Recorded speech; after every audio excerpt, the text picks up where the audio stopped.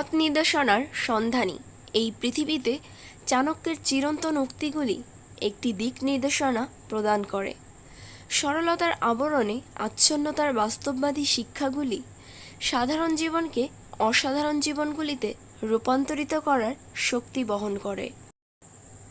আপনি যদি একটি অনন্য দার্শনিক যাত্রার পাতা উল্টাতে প্রস্তুত হন, তাহলে চাণক্যের উক্তিগুলির মনোমুগ্ধকর জগতে প্রবেশ করার জন্য আমাদের সাথে যোগ দিন।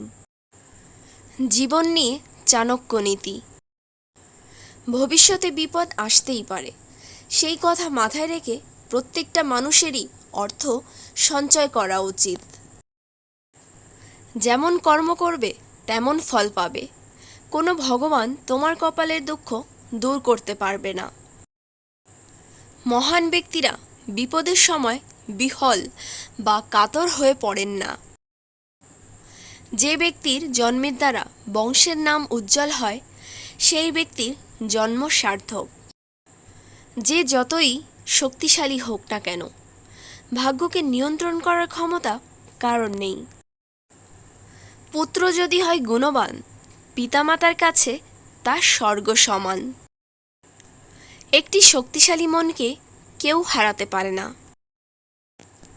ভালো করে চিন্তা করে কথা বলা উচিত। হঠাৎ করেই কিছু বলা ঠিক নয়। শত্রুর প্রতি কোমলতা প্রদর্শন করা উচিত নয়। তাকে সর্বদা বিপজ্জনক মনে করা প্রয়োজন। দুর্মূল্য জিনিসগুলি সাধারণত আমাদের থেকে অনেক দূরে থাকে, তাই সেগুলি পাওয়ার জন্য আমাদেরকে কঠোর পরিশ্রম করতে হবে। অন্য দানের চেয়ে শ্রেষ্ঠ দান হয় না এবং ভবিষ্যতেও হবে না। বিশ্ব অন্যের দ্বারা পালিত হয়। বালক বলে তার উপদেশ খারাপ এবং বৃদ্ধ বলে তার উপদেশ ভালো, এমন ধারণা ঠিক নয়। মন খাঁটি হলে পবিত্র স্থানে গমন অর্থহীন। স্বভাবত কেউই আমাদের বন্ধু কিংবা শত্রু হয় না। একমাত্র কাজের দ্বারাই মানুষ আমাদের বন্ধু কিংবা শত্রু হয়। উৎসবে, বিপদে, দুর্ভিক্ষে, শত্রুর সঙ্গে সংগ্রামকালে, রাজদ্বারে এবং শ্মশানে যে সঙ্গে থাকে সেই প্রকৃত বন্ধু। একজন মানুষ তার মৃত্যুর দ্বারা মহান হয়, জন্মের দ্বারা নয়। বিপদ আসার আগে বিপদ থেকে পরিত্রাণের উপায় খুঁজে বের করা উচিত। ঘরে আগুন লাগলে কুয়ো খুলে কোনো লাভ হয় না। রাতের ভূষণ চাঁদ, নারীর ভূষণ পতি, পৃথিবীর ভূষণ রাজা, কিন্তু বিদ্যা সবার ভূষণ।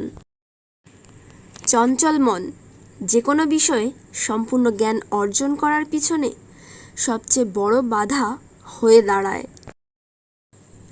ধন দান করলে হ্রাস পায়, কিন্তু বিদ্যা দান করলে বেড়ে যায়।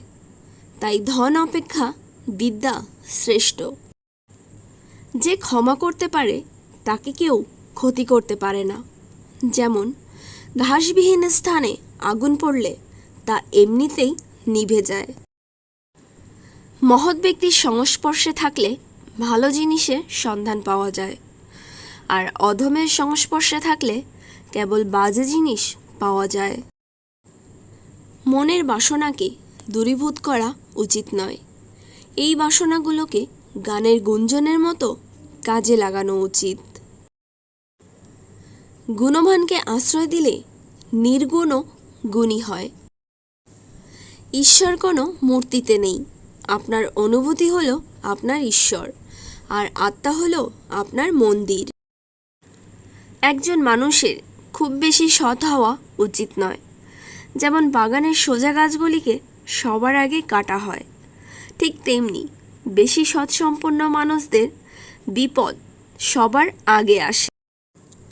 খেয়ে যার হজম হয়, ব্যাধি তার দূরে রয়। যারা রূপ যৌবন সম্পূর্ণ এবং উচ্চ কুলজাত হয়েও বিদ্যাহীন, তারা সুবাসহীন পলাশ ফুলের মতো বেমানান। বিরাট পশুপালের মাঝেও শাবক তার মাকে খুঁজে পায়। অনুরূপ যে কাজ করে অর্থ সবসময় তাকেই অনুসরণ করে। সত্য অপেক্ষা শ্রেষ্ঠ ধর্ম নেই, মিথ্যা অপেক্ষা বড় পাপ নেই।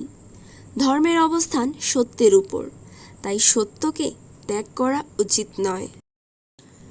যতক্ষণ আশা আছে ততক্ষণ পর্যন্ত রোগীর চিকিৎসা করে যাওয়া উচিত, কারণ কার ভাগ্যে কী আছে বলা যায় না। যার ভাষা সরস, যার কর্ম শ্রমযুক্ত, যার সম্পদ দান কার্যে নিযুক্ত, তার জীবন সফল। একটি দোষ বহু গুণকেও গ্রাস করে। প্রতিটি বন্ধুত্বের পিছনে কিছু না কিছু স্বার্থ থাকে। স্বার্থ ছাড়া কোনো বন্ধুত্ব হয় না, আর এটি একটি তিক্ত সত্য। কৃপণ ব্যক্তি কখনো ধন সম্পত্তি ভোগ করতে জানে না। কুকুর আকণ্ঠ জলে ডুবে থেকেও জিভের দ্বারা চেটে চেটে জল পান করে। 100 মূর্খ পুত্রের চেয়ে একটি গুণী পুত্র বরং ভালো। একটি চন্দ্রই অন্ধকার দূর করে, সকল তারা মিলেও তা পারে না। গাভী দুধ দেয় না, গর্ভধারণও করে না, সে গাভী দিয়ে কি হবে? যে বিদ্বান ও ভক্তিমান নয়, সেই পুত্র দিয়ে কি হবে?